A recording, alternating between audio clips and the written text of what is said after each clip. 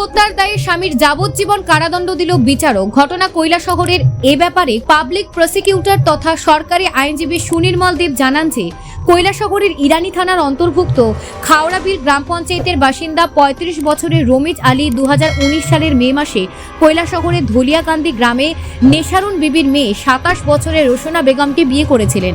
বিয়ের পর থেকে রোশনা বেগমকে পণের জন্য শারীরিক এবং মানসিকভাবে নির্যাতন করত রমিজ। বিয়ের ৯ মাসের মাথায় ২০২০ সালের ৬ জানুয়ারি রাতে রমিজ আলী তার খাওড়াবিল গ্রামের নিজ বাড়িতে ধারালো কোদাল দিয়ে রোশনা বেগমের মাথায় ছেদ দেয় এবং ঘটনাস্থলে রোশনা বেগম মারা যায়।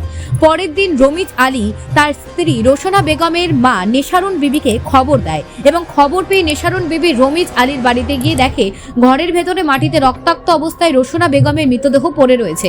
সাথে সাথেই নেশারুন বিবি ইরানি থানায় খবর দেয় এবং খবর পেয়ে ইরানি থানার পুলিশ ঘটনাস্থলে এসে রোশনা বেগমের মৃতদেহ ঊনকোটি জেলা হাসপাতালে নিয়ে যায়। পরবর্তী সময় ২০২০ সালের ৭ জানুয়ারি নেশারুন বিবি ইরানি থানায় রমিজ আলী এবং রমিজ আলীর এক নিকট আত্মীয়ের বিরুদ্ধে ইরানি থানায় মামলা করেছিল। পুলিশ মামলায় ৪৯৪, ৩০২ আইপিএস ধারাগুলো প্রয়োগ করেছিল। ঘটনার পর রমিজ আলী তার নিজ বাড়ি থেকে পালিয়ে গেলেও ঘটনার ৩ দিন পর মামলার তদন্তকারী অফিসার অপর্ণা দেবনাথ রমিজ আলীকে গ্রেপ্তার করেছিল। তদন্তকারী অফিসার অপর্ণা দেবনাথ ২০২০ সালে ৩১ মে মামলার চার্জশিট আদালতে জমা দিয়েছিল। আদালতে মামলা চলাকালীন রমিজ আলীর পক্ষে ২ জন সাক্ষ্যদান করলেও রমিজ আলীর বিরুদ্ধে ২২ জন সাক্ষ্যদান করে। দীর্ঘদিন আদালতে মামলা চলার পর ঊনকোটি জেলা আদালতের বিচারক সুদীপ্তা চৌধুরী চলতি মাসের ১৮ জানুয়ারি রমিজ আলীকে দোষী সাব্যস্ত করে এবং ২০ জানুয়ারি সাজা ঘোষণা করেন। বিচারক রমিজ আলীকে ৩ বছরের জেল হাজত এবং ৫০,০০০ টাকা জরিমানা অনাদায়ে ৯ মাসের জেল হাজত দেয়। তাছাড়া ৩০২ আইপিএস ধারা মূলে রমিজ আলীকে যাবজ্জীবন কারাদণ্ড এবং ৫০,০০০ টাকার জরিমানা অনাদায়ে ৯ মাসের জেল হাজত ঘোষণা করে বলে আইনজীবী সুনির্মল দেব জানান। ৬/১/২০২০ ইংরাজি তারিখে রমিজ মিয়া নামে একজন এই খাওড়াবিলের আন্ডার ইরানি পিএস উনি উনার স্ত্রী রোশনা বেগমরে রাত্রেবেলা এই কোদাল দিয়া কূপ দেন এবং মার্ডার করেন। তো পরের দিন এই ইরানি থানাতেও খবর দেওয়া হয় এবং ওই রোশনা বেগমের বাবার বাড়িতেও খবর দেওয়া হয়। তো রোশনা বেগমের বাবার বাড়ির লোকজনও গেছেন গিয়া ওনারা এই রোশনা বেগমরে মৃত পাইছেন রমিজ আলীর ঘরের মাটির মধ্যে রক্তাক্ত অবস্থায় এবং সঙ্গে যে কোদাল দিয়ে ওনারে আঘাত করা হয় সেই কোদালটাও ভাঙ্গা অবস্থায়, আচার ভাঙ্গা অবস্থায় পাশে ছিল কোদাল এবং কোদালের আচার।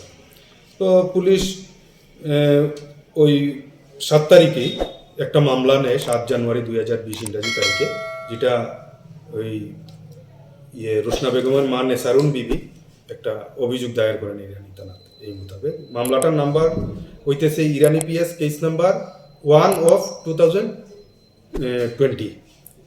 তো মামলার তদন্তকারী অফিসার ছিলেন অপর্ণা দেবনাথ।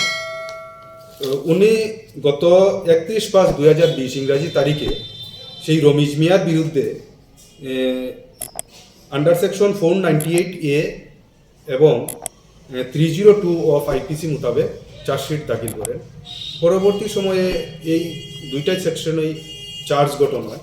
চার্জ গঠন হওয়ার পরে যখন এটার বিচার কার্য শুরু হয় তখন সরকার পক্ষে মোট সাক্ষী দেন ২২ জন এবং বিবাদী পক্ষে ওনারা ২ জন সাক্ষী দেওয়ান। তো শেষে গত ১৮/১/২০২০ ইংরাজি তারিখে মাননীয় সেশন জাজ শ্রীমতী সুদীপ্তা চৌধুরী ম্যাডাম উনি ওই রমিজ মিয়াকে দোষী সাব্যস্ত করেন এবং আজকে ২০/১/২০২৫ ইংরাজি তারিখে এই রমিজ আলী সাজা ঘোষণা হয় এবং সেকশন 498A অফ আইপিসি অনুসারে ৩ বছরের জেল এবং ৫০,০০০ টাকা জরিমানা অনাদায়ে ৯ মাসের জেল এবং সেকশন 302 অফ আইপিসি অনুসারে যাবজ্জীবন জেল এবং ৫০,০০০ টাকা জরিমানা এবং ৫০,০০০ টাকা অনাদায়ে আরও ৯ মাসের জেল। আপনি কি 70 বছর পার করেছেন? যদি আধার কার্ড অনুযায়ী আপনার বয়স 70 বা তার বেশি হয়ে থাকে, তবে আপনি পাবেন আয়ুষ্মান বয় বন্দনা কার্ডের মাধ্যমে বার্ষিক পরিবার পিছু 5 লক্ষ টাকার বিনামূল্যে স্বাস্থ্য বীমা পরিষেবা। abpmjay.tripura.gov.in এই ওয়েবসাইটের মাধ্যমে অথবা আয়ুষ্মান অ্যাপ এর দ্বারা নিজেই এই কার্ড বানিয়ে নিতে পারেন। এই প্রকল্পের আয়ুষ্মান কার্ড নিকটবর্তী স্বাস্থ্যকেন্দ্র অথবা কার্ড জেনারেশন ক্যাম্প থেকে অথবা এলাকার কমন সার্ভিস সেন্টার থেকেও ইস্যু করিয়ে নিতে পারেন। কার্ড ইস্যু করানোর জন্য আপনার আধার নাম্বার এবং মোবাইল নাম্বার সঙ্গে রাখবেন। আয়ুষ্মান ভারত প্রধানমন্ত্রী জন আরোগ্য যোজনার রাজ্যের এবং বহির্রাজ্যের সমস্ত তালিকাভুক্ত হাসপাতালে উক্ত প্রকল্পের সুবিধা পাওয়া যাবে। ত্রিপুরা স্বাস্থ্য সুরক্ষা সমিতি দ্বারা জনস্বার্থে প্রচারিত।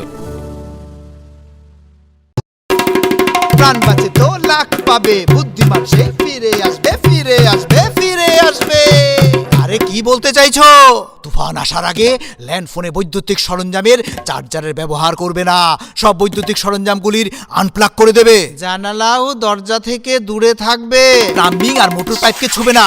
বহবান জলের ব্যবহার করবে না। বিদ্যুৎ তো যে কোনো জায়গায় পড়তে পারে, আর জলের মাধ্যমে আপনাকে শিকার বানাতে পারে। আরে এটাও বলো, ঘরটাকে বিদ্যুৎ থেকে বাঁচাবো কি করে? সব সময় আর্থিং চালু রাখো। বৈদ্যুতিক জিনিস সুরক্ষার জন্য সার্জ রক্ষক ব্যবহার করবে। বিদ্যুৎ পড়লে রক্ষার জন্য বিশেষ ছুরির ব্যবহার করবে। কারোর উপর যদি বিদ্যুতের ঝটকা লাগে বা বাজ পড়ে তাহলে কি করা? সঙ্গে সঙ্গে চিকিৎসা করাবে, ডাক্তারের কাছে নিয়ে যাবে। বেশি দরকার হলে সিপিআর করবে, সিপিআর করবে, সিপিআর করবে, সিপিআর করবে, সিপিআর করবে, সিপিআর করবে। জাতীয় দুর্যোগ ব্যবস্থাপনা কর্তৃপক্ষের জনসচেতনতা।